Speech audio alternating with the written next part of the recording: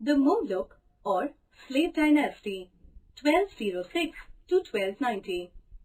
Mamluk, literally meaning owned, was a soldier of slave origin who had converted to Islam. The phenomenon started in 9th century and gradually the Mamluks became a powerful military caste in various Muslim societies. In 1206, when Muhammad Ghori died, he had no child. So, after his death, his sultanate was divided into many parts by his slaves or Mamluk generals. One such slave dynasty was founded in northern India by Qutb-ud-Din Aybak, a Turkic general from Central Asia. Qutb-ud-Din Aybak became the Sultan of Delhi, and that was the beginning of the slave dynasty. It was the first of 5 unrelated dynasties to rule India's Delhi Sultanate from 1206 to 1290. Qutb-ud-Din Aybak, 1206 to 1210. He was successful in temporarily quelling the rebellions of Nasiruddin Quabcha of Multan and Tajuddin Yildiz of Ghazni. He made Lahore his capital and consolidated his control over North India through administrative hold over Delhi. He ruled for 4 years until he had a fatal accident while playing Chogan, polo. In his brief rule, he built the Quwat-ul-Islam Mosque in Delhi and the Adhai-Din Ka Jhopda Mosque in Ajmer. He started the construction of Qutub Minar in Delhi, which is dedicated to a famous Sufi saint of that time, Qutb-ud-Din Bakhtiyar Kaki. After he died, the minar was completed by his successor Iltutmish. He is also remembered as Lakh Baksh or giver of lakhs because of his generosity. Shams-ud-Din Iltutmish, 1211 to 1236. He was the 3rd ruler of the Mamluk dynasty of Delhi. He was a slave of Qutb-ud-Din Aybak and later became his son-in-law and close lieutenant. He was the governor of Badaun when he deposed Qutb-ud-Din's successor, Aram Shah, and acceded to the throne of the Delhi Sultanate in 1211. Some of the important tasks completed by Iltutmish during his reign were: he shifted capital from Lahore to Delhi, remained the ruler until his death on 1st of May 1236. He suppressed all internal revolts and also checked external invaders successfully. He warded off the Mongol threat by refusing asylum to King Jalaluddin Mangabarni in 1221. He consolidated his power by capturing southern Bihar in 1225 to 1226. After death of Genghis Khan in 1227, Sindh and Multan were incorporated into the Delhi Sultanate and placed under separate governors. Starting in 1226, Iltutmish began a series of campaigns against the Rajputs. Ranthambore was taken in 1226, Mandsaur in 1227. Bayana, Ajmer and Sambhar were also captured. Nagaur was captured in 1230 and Gwalior in 1231. He introduced the silver tanka and the copper jital, the 2 basic coins of the Sultanate period, with a standard weight of 175 grains. He introduced Iqtadari system, division of empire into Iqtas, which were assigned to the nobles and officers in lieu of salary.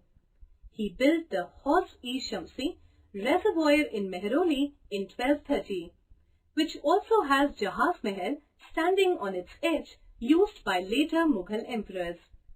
In 1231, he built Sultan Ghari, the mausoleum of his eldest son, Prince Naziruddin Mahmud, which was the first Islamic mausoleum in Delhi. He got completed the construction of Qutub Minar. His own tomb exists within the Qutub complex in Mehroli, Delhi. Razia Sultan, 1205, October 13, 1240. also known as Razia al-Din, was the Sultan of Delhi from 1236 to May 1240. Razia Sultan was the only woman ruler of both the Sultanate and the Mughal period. Iltutmish designated his daughter Razia as her heir apparent. With reluctance, the nobility agreed to allow Razia to reign as Sultan of Delhi. She dressed like a man and sat in open darbar. As Sultan, Razia preferred a man's tunic and headdress, and contrary to custom, she would later show her face when she rode an elephant into the battle as the head of her army. She was an efficient ruler and possessed all the qualities of a monarch. A shrewd politician, Razia managed to keep the nobles in check while enlisting the support of the army and the populace. Her greatest accomplishment on the political front was to manipulate rebel factions into opposing each other. Razia established schools, academies, centers for research, and public libraries that included the works of ancient philosophers along with the Quran and the traditions of Muhammad. Having been defeated in a battle of succession, Razia was killed on October 13, 1240 at Kaithal in modern-day Haryana. Fact: Razia refused to be addressed as Sultana because it meant wife or mistress of a sultan. She would answer only to the title of Sultan. The Khilji Dynasty, 1290 to 1320. The Khilji was a Muslim dynasty of Turkic origin who ruled large parts of South Asia between 1290 and 1320.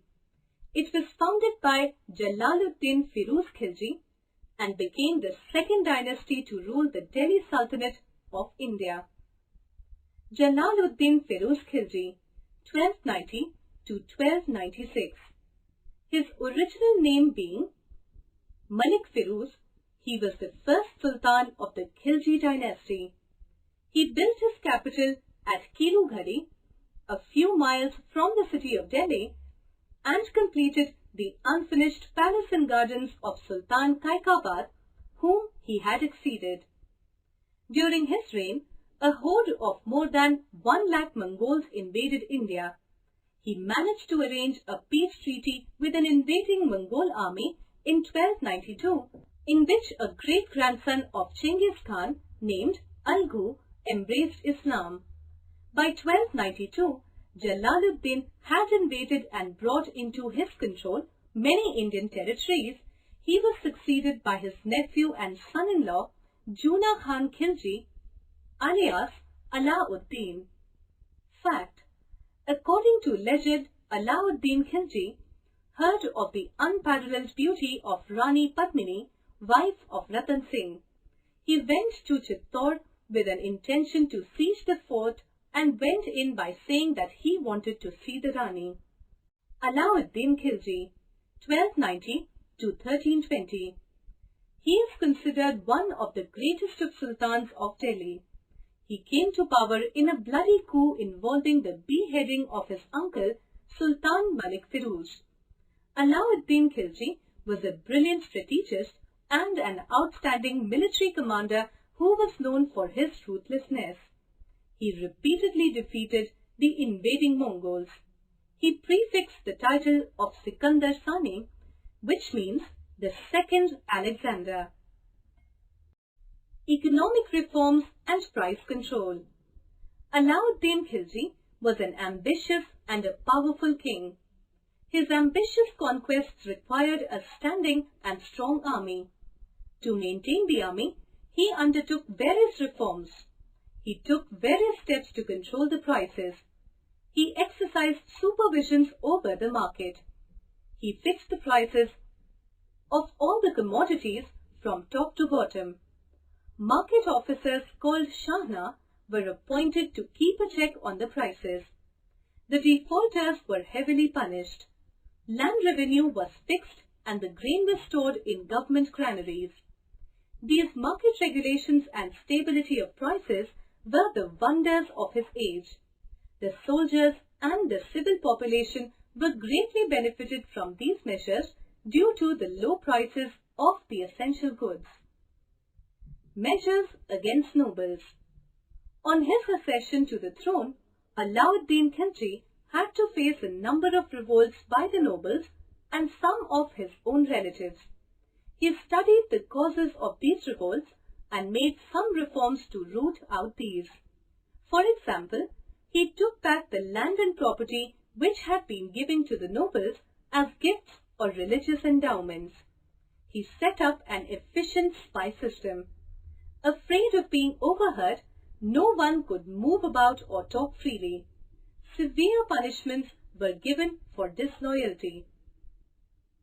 In this way, the nobles as well as the common man found it difficult to revolt against him. He also checked corruption. The landholders were forbidden to levy extra taxes on the peasants. Defense against Mongol offensives. Alauddin Khilji successfully defended his realm from the Mongol invasion. He improved the borders, fortifications and established garrisons. He defeated the Mongol armies at the Battle of Jalandhar 1298, Kili 1299, Amroha 1305 and Ravi 1306. The last Mongol invasion of this period took place in 1307-8 under Iqbalmand and Taibu. They had just about managed to cross the Indus when Alauddin Khilji's armies overtook them and put all of them to sword. In that same year, the Mongol Khan Duwa died in the dispute over his succession. This spate of Mongol raids into India ended. Alauddin Khilji was an original thinker and brilliant as a strategist. He sent plundering armies under the veteran general Ghazi Malik of Kandahar, Ghazni and Kabul. These offensives effectively crippled the Mongol line of control leading to India. The Tughlaq dynasty in 1320 in Delhi. The Tughlaq dynasty 1320 to 1414 case study.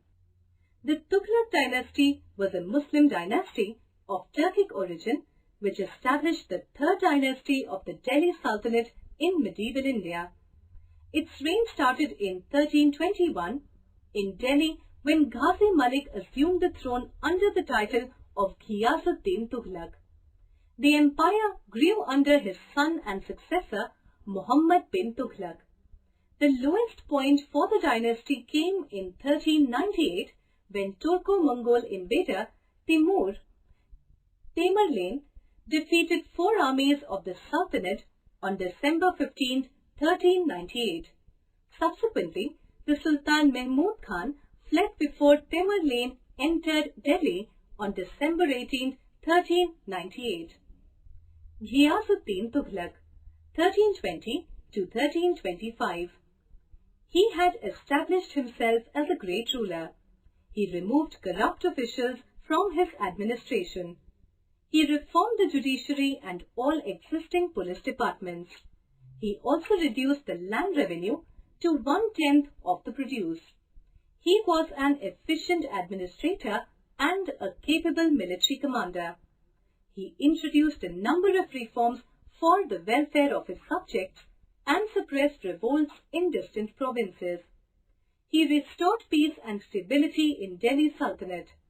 In 1324, he turned towards Bengal with a large army where the Sultan of an independent principality aimed at asserting his supremacy over the region.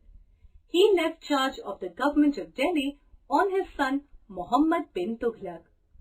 This expedition resulted in a general victory. Ghiyasuddin died soon after this and was succeeded by his son Muhammad bin Tughlaq. Muhammad bin Tughlaq, 1325 to 1351. Muhammad succeeded to the Delhi throne upon his father's death in 1325. From his accession to the throne in 1325 until his death in 1351, Muhammad contended with 22 rebellions, pursuing his policies consistently and ruthlessly. Land taxation in Doab. Between 1328 and 1329, the Sultan increased the land tax in Doab, the land between the Ganga and Yamuna rivers, but the taxpayers resisted it, especially because a severe famine coincided. Shifting of the capital. The transfer of the capital in 1327 to Daulatabad was intended to consolidate the conquests in southern India by a large scale, in some cases forced migration of the people of Delhi to Daulatabad. As an administrative measure, it failed and created more difficulties for people, especially when it was ordered to be undone. However, the spread of the Urdu language in the Deccan may be traced to this extensive influx of Muslims. Issue of token currency. Muhammad ordered issue of brass or copper token coins backed by the silver and gold kept in the treasury. There were two scalable versions issued in Delhi and Daulatabad. The currency was issued in the two different standards, undoubtedly to follow the local standards which pre-existed in the north and in the south respectively. However, very few people exchanged their gold or silver coins for the new copper ones. Moreover, the tokens were easy to forge, which led to heavy losses. Tughlaq subsequently withdrew the forged currency by exchanging it for bullion coins.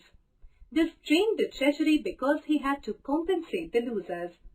It is said that after the plan failed, there were heaps of copper coins lying around the royal offices for years. Battle of Kalanur. He crushed rebellions in Multan and Sindh. The Mongols of Chagatai Khanate under Tarmashirin, a brother of Kutluk Khwaja, invaded India but were defeated by the Sultan at the Battle of Kalanur in 1329 CE. Tibet Campaign.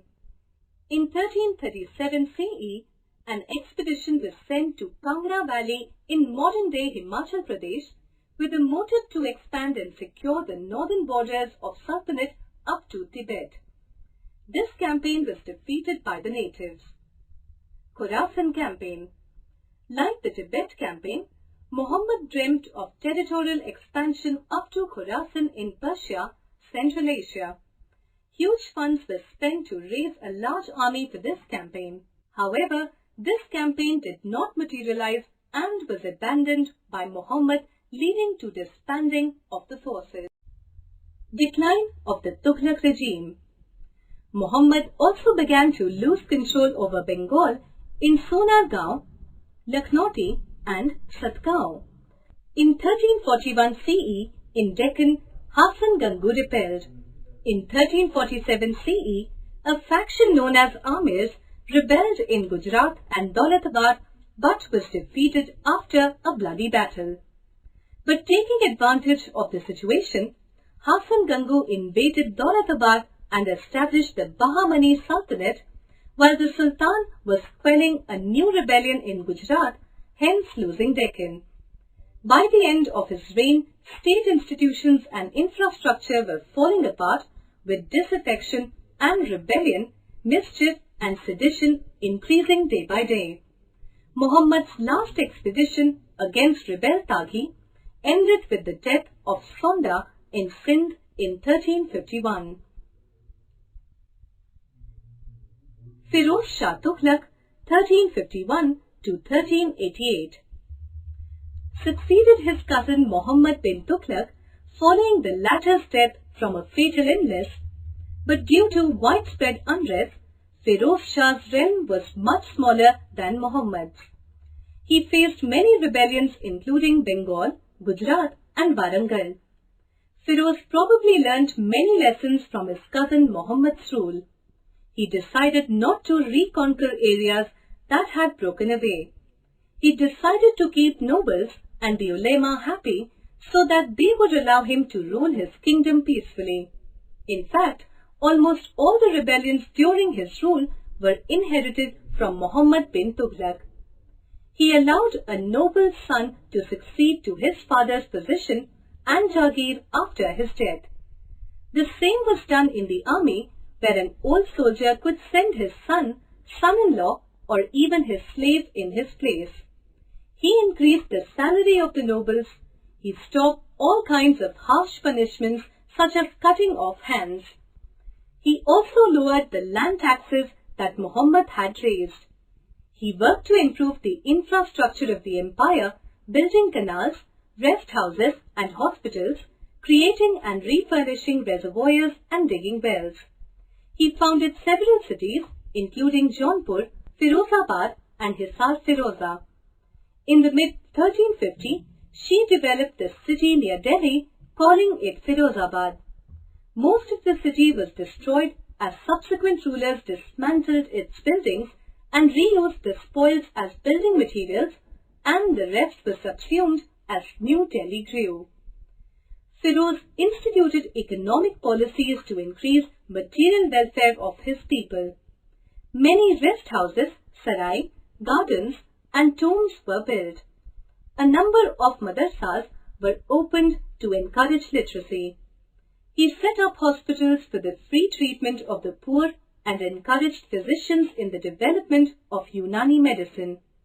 He provided money for the marriage of girls belonging to poor families. He commissioned many public buildings in Delhi. He built over 300 villages and dug 5 major canals for irrigation, bringing more land under cultivation for growing grain and fruit. Hindu religion works were translated from Sanskrit to Persian.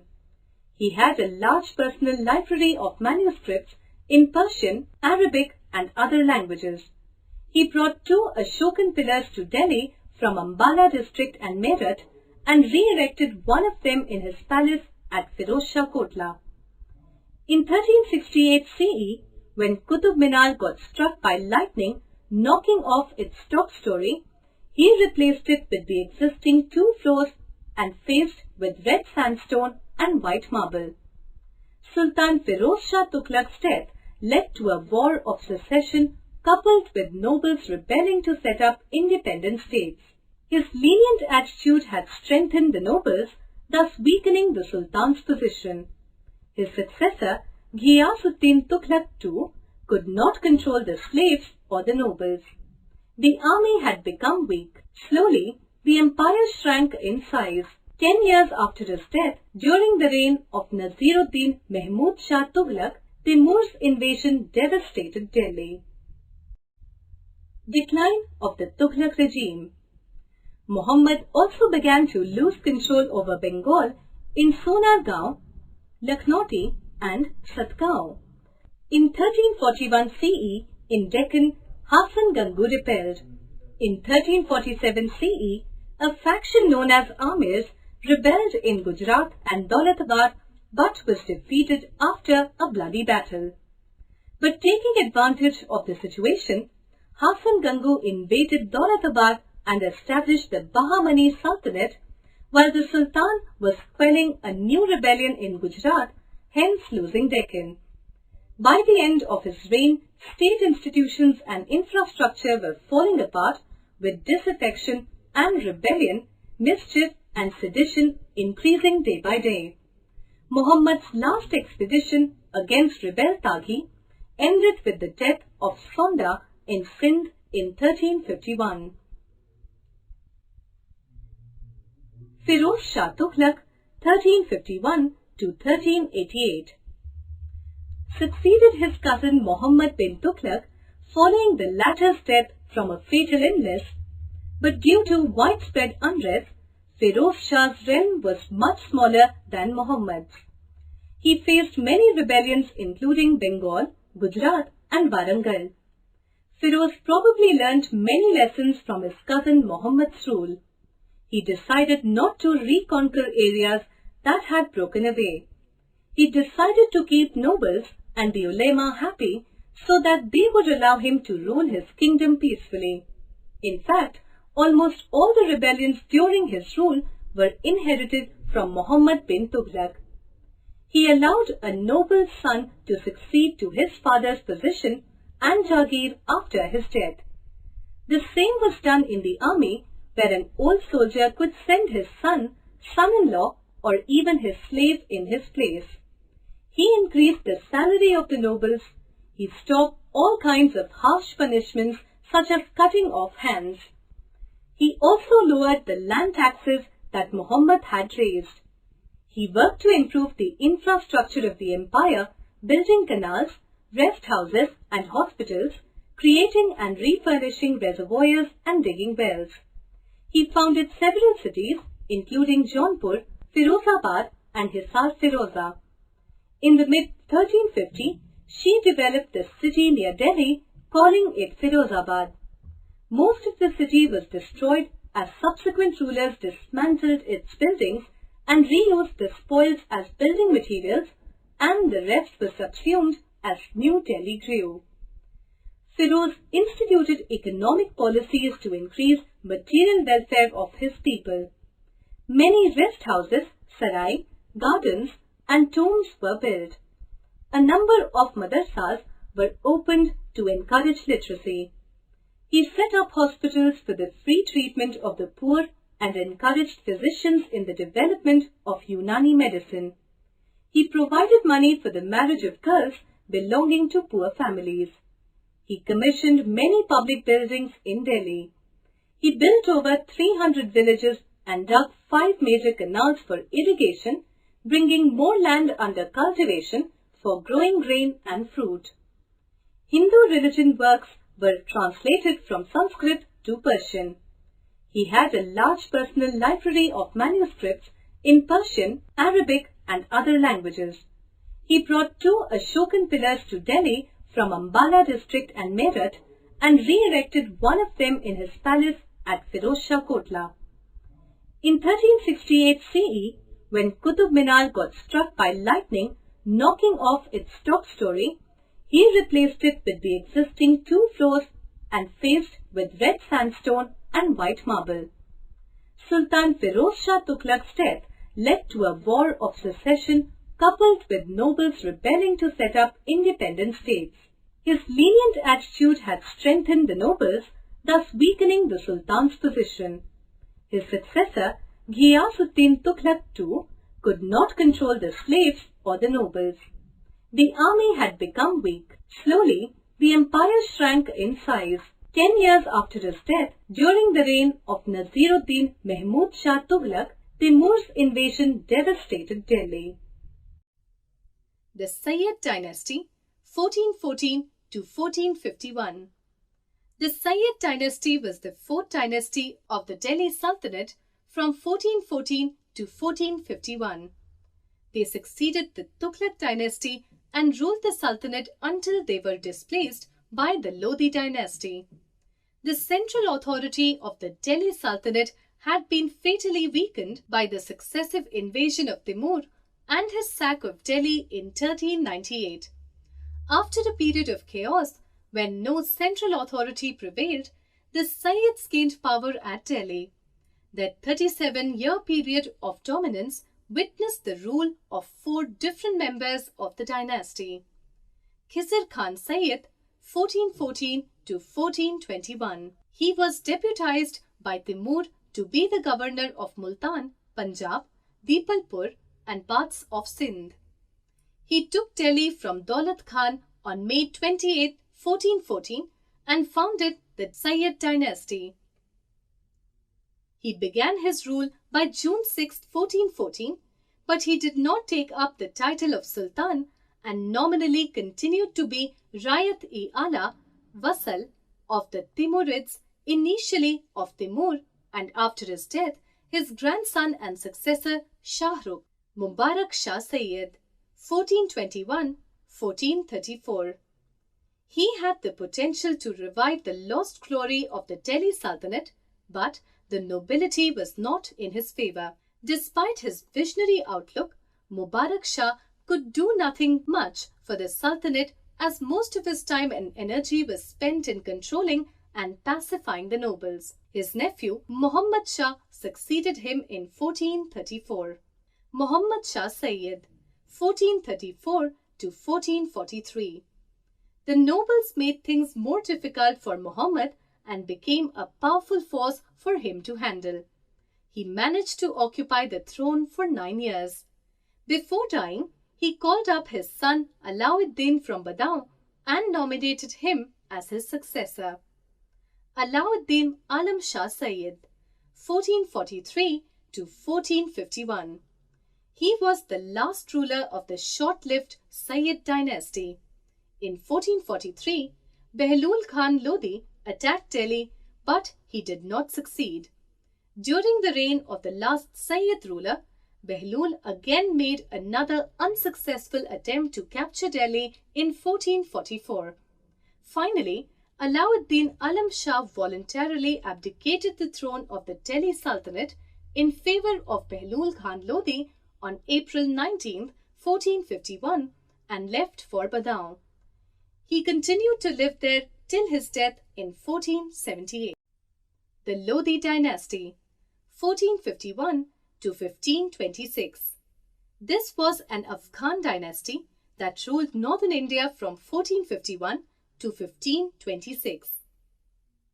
It was founded by Behlul Khan Lodi when he replaced the Sayyid dynasty, and this dynasty ended after Ibrahim Lodi was defeated by Babur from Kabulistan in the First Battle of Panipat in 1526. It was during the period of the Lodis that the first Portuguese armada under Vasco da Gama landed in India. Behlul Khan Lodi, 1451 to 1489. He was the founder of Lodi dynasty of the Delhi Sultanate in India. He was born into an Afghan family of traders and became a renowned warrior and governor of Sirhind, Punjab. Behlul became Sultan of the dynasty on 19th April 1451. In 1497, Sultan Behlul Khan Lodi defeated and annexed Sharki dynasty based in Jaunpur. Behlul Khan did much to stop rebellions and uprisings in his territories and extended his holdings over Gwalior, Jaunpur and Upper Uttar Pradesh. In 1486, he appointed his son Babrak Shah as Viceroy of Jaunpur. His second son, Nizam Khan, Sikandar Lodi, was named successor and a power struggle ensued upon his death in 1489. Sikandar Lodi, 1489 to 1517. He became the next ruler of the Lodi dynasty after the death of his father Behlul Khan in July 1489. He was also a poet of the Persian language and prepared a divan of 9,000 verses. He expanded Lodi territory into the regions of Gwalior and Bihar. He made a treaty of Alauddin Hussain Shan and his kingdom of Bengal. He was able to bring his native Afghan nobles under his control and encouraged trade across his holdings. In 1503, he commissioned the building of the present-day city of Agra. He took care of justice and agriculture. For the welfare of the people, he introduced a system, Ghaz-e-Sikandari, which was a 32-digit measuring system of cultivated land. Among the administrative changes made by Sikandar Lodi was the installation of Persian language as the official language for the accountancy in India. He was the first to introduce auditing in accounts. Ibrahim Lodi, 1517 to 1526. He attained the throne upon the death of his father Sikandar, but was not blessed with the same ruling capability. He faced a number of rebellions. The Mewar ruler Rana Sangram Singh extended his empire right up to western Uttar Pradesh and threatened to attack Agra. There was rebellion in the east also. Ibrahim Lodi also displeased the nobility when he replaced old and senior commanders by younger ones who were loyal to him. He was feared and loathed by his subjects.